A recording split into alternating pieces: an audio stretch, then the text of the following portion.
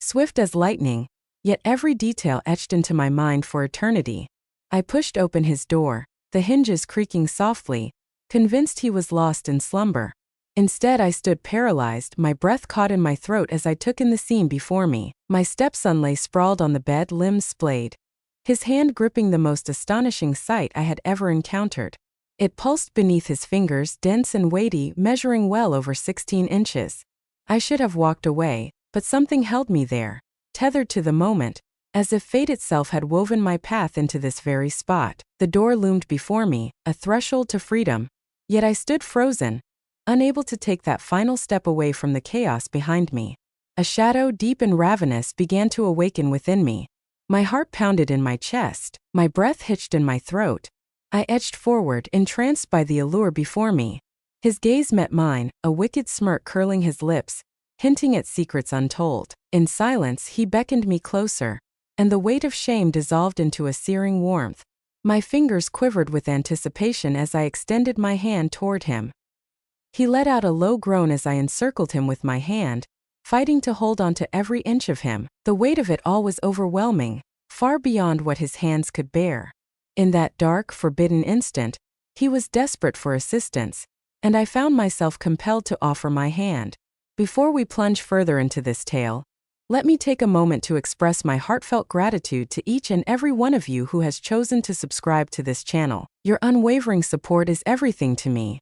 We invite you to dive into the conversation and share your insights in the comments below. Your voice matters, and we can't wait to hear from you. I am eager to know your thoughts as the tale progresses. Allow me to draw you into the depths of the night that irrevocably fractured my existence. In a world filled with shadows and secrets, I am known as Melissa. In the serene suburbs of Wisconsin, a 36-year-old housewife navigates the delicate balance of routine and the whispers of untold stories lurking just beneath the surface. On the surface, my life seemed flawless, a shimmering facade that concealed the turmoil beneath. A cozy sanctuary, a devoted husband toiling away, and a stepson on the brink of graduation, ready to step into the world. My husband David was frequently away on business, leaving me to navigate the silence of our home alone most nights. In the stillness, I immersed myself in a whirlwind of cleaning, baking, and gardening, each task a desperate attempt to combat the suffocating loneliness that wrapped around me like a heavy fog. 3 years ago, when David took my hand in marriage, I believed I had unearthed the elusive treasure of stability. Yet beneath the facade, our marriage lay frozen and unyielding. Then there was Ethan, a striking figure at 19, his tall frame crowned with golden hair, his physique sculpted through relentless hours of dedication at the gym. He embodied the wild, untamed essence that his father sought to stifle. Our conversations were limited to mere pleasantries, until that fateful night. At first, the night unfolded like any other, cloaked in an air of normalcy. The rain drummed a relentless rhythm against the windows, while the air was thick with the warm, inviting scent of vanilla candles, wrapping the house in a cozy embrace.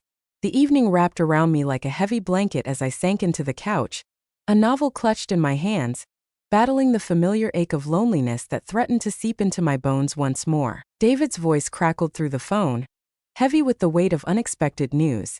His flight was delayed. He wouldn't return until the dawn of the next day. With a sense of anticipation, I made my way up the stairs, eager to uncover what awaited me above. As I walked by Ethan's door, an unsettling sound pierced the air, drawing my attention. A haunting, desperate groan echoed through the silence. A jolt of unease surged through me, sending a shiver racing up my spine. Was he injured? I swung the door wide, my heart racing, and there he stood, waiting. Ethan lay across the bed, his body taut and powerful, his hand moving with purpose along a formidable length that seemed to challenge the very laws of nature. My breath caught in my throat, my mouth went dry. I longed to flee, to seek refuge, yet I remained paralyzed, entranced. His gaze locked onto mine. He pressed on, relentless and unwavering. His blue eyes locked onto mine, a challenge flickering within them, playful and enticing. A wave of heat surged between my legs. A whirlwind of intensity surged through me, leaving me breathless and disoriented. "Come here," he whispered, his voice a gravelly murmur that sent shivers down her spine. I should have run for my life. My bare feet glided toward him, drawn by an unseen force, as if an invisible string tethered us together. With each step, my heart raced, pounding like a drum in my chest. I perched on the edge of his bed, my fingers quivering in anticipation as they hovered just above him. "Allow me to assist you," I whispered, my voice barely rising above the silence. I encircled my fingers around his impressive size. His heat scorched my skin, igniting a fire within me. He let out a sharp hiss, a sound that sliced through the air, as my thumb grazed the tender underside. His size overwhelmed my grip, compelling me to use both hands, as I moved slowly up and down, acutely aware of every vein, every pulse beneath my touch. The room whirled, charged with an intoxicating sense of danger. His breaths became labored, each inhale a struggle against the weight of the moment. He bit his lip, his hips arching into my touch, a silent plea igniting the air between us. Before I fully grasped my actions, I found myself leaning down, my lips brushing against the swollen head. He let out a low groan, his fingers tangling in my hair, pulling me closer, guiding me with an intensity that sent shivers down my spine. Shame should have gripped my heart. Guilt should have clawed at my insides. All that consumed me was a searing, insatiable hunger. I delved into his essence, savored every moment, and surrendered completely to his presence. His scent enveloped me, his sounds resonated deep within, and his sheer size loomed over me, an intoxicating force that left me breathless. My body reacted with an undeniable urgency, yearning, pleading for more. As he unleashed a deep primal growl, I eagerly consumed every drop, hungrily savoring the gift he offered. I drew back gradually, my fingers brushing my lips, my heart pounding fiercely in my chest. Ethan's eyes shimmered with a shadowy intensity, filled with an unsettling possessiveness. "That was merely the beginning," he murmured, his voice a dark whisper laced with menace. In that fleeting moment, I realized the path ahead was irrevocable. The threshold had been breached, and a profound transformation loomed on the horizon, forever altering the course of their lives. The morning sun poured through the windows, casting a warm and bright glow, yet an icy dread clawed at my insides, sinking deep into my bones. I lay in bed, enveloped in solitude, the sheets twisted around my legs like a shroud. My body throbbed with the remnants of the night before, each ache a haunting reminder of what had transpired. I fixed my gaze on the ceiling, desperately wishing it had all been nothing more than a fever dream, a haunting, shameful fantasy that could vanish with the dawn of a new day. Yet it had been undeniably real. Each caress, each whisper, every fleeting breath shared in the space between us. It had come to pass, and there was no turning back now. I drew the covers tightly around me, a desperate attempt to vanish from the world outside. How could I ever face Ethan again, knowing what had transpired between us? How could I confront David when he returned tonight, burdened by this revolting secret etched upon my very skin? I lingered in bed, the sheets cocooning me in a reluctant embrace, only rising when the house fell into a heavy silence, a sign that Ethan had finally slipped away. I had to steer clear of him. I was desperate to escape the haunting memories. I stood under the relentless cascade of hot water, scrubbing my skin until it burned, yet the haunting memories refused to wash away, clinging to me like a second skin. The sound of Ethan moaning my name echoed in the air, a haunting melody that sent shivers down my spine. His hands tangled in my hair, a mix of authority and longing that sent shivers down my spine. I craved it with an intensity that felt almost insatiable, perhaps even more than I had ever realized. Tears threatened to spill from my eyes, yet I held them back with fierce determination.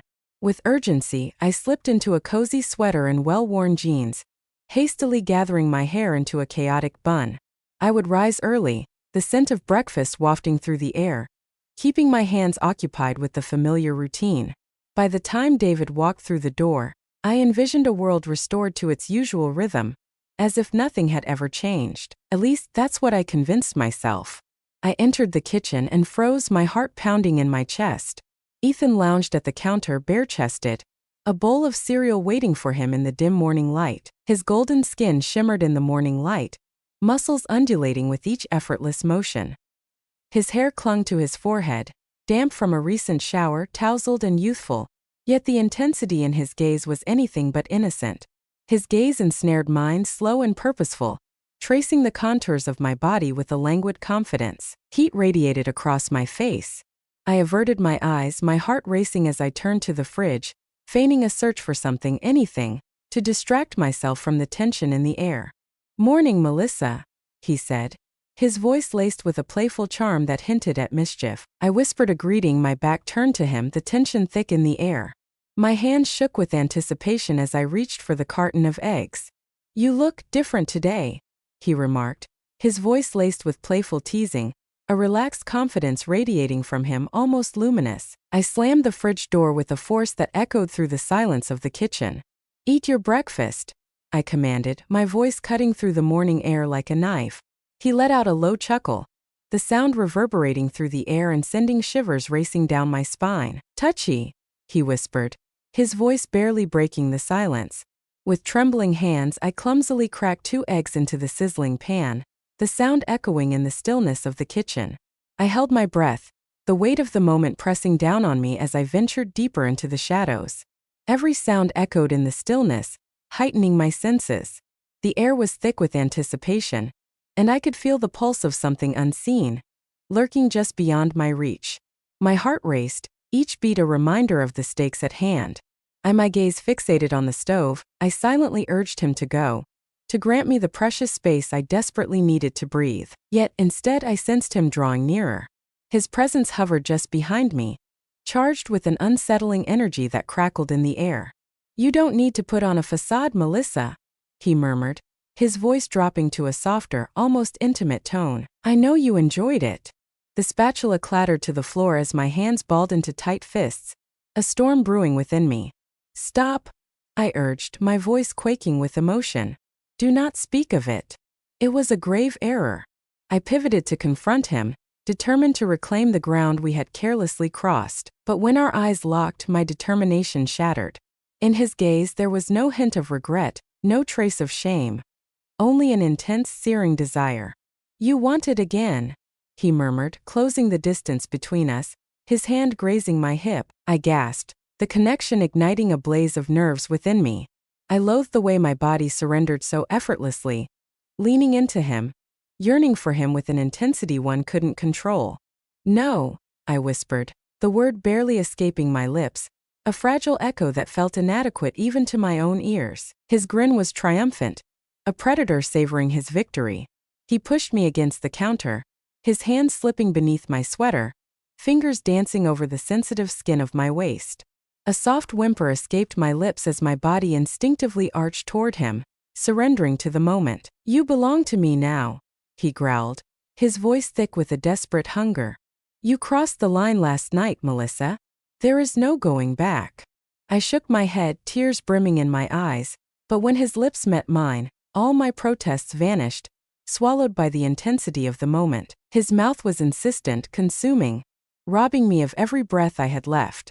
His hands explored with an intensity that sent shivers down my spine, discovering every curve and contour of my body, in a way that felt both exhilarating and unsettling. I surrendered to him, my fingers weaving through his damp hair, drawing him nearer, craving him with an intensity one had never known before. He hoisted me onto the counter with ease, parting my legs and positioning himself between them. I gasped against his lips, my fingers digging into the warmth of his bare shoulders. The kitchen resonated with the urgency of our fervent kisses, the uneven rhythm of our breaths, and the gentle collision of our bodies. Never before had I experienced such a surge of life, a deep yearning, and a thrilling sense of chaos enveloping me. As he entered me, the sensation was both slow and profound, pushing the boundaries of pleasure and pain. A gasp escaped my lips, my head tilting back in surrender. He awakened parts of me that David never could, exploring depths I had never even known were there. Ethan surged forward, embodying the wild spirit of his youth, unrestrained and fearless. Every thrust reverberated through my body, sending shockwaves of sensation coursing through me. I held onto him tightly, surrendering to the intoxicating waves of ecstasy, becoming utterly lost in the moment. The counter shook violently beneath us, dishes crashing to the floor, echoing in the recesses of my mind. I was acutely aware of the madness, the peril that loomed over me, yet I found myself unbothered. Nothing else held significance. It was only the intoxicating way he ignited my very soul. As we finally crumpled into one another, our bodies slick with sweat and trembling, the chaos of the kitchen swirled around us. A chilling realization washed over me. far more horrifying than the act we had just committed. Regret was a foreign concept to me.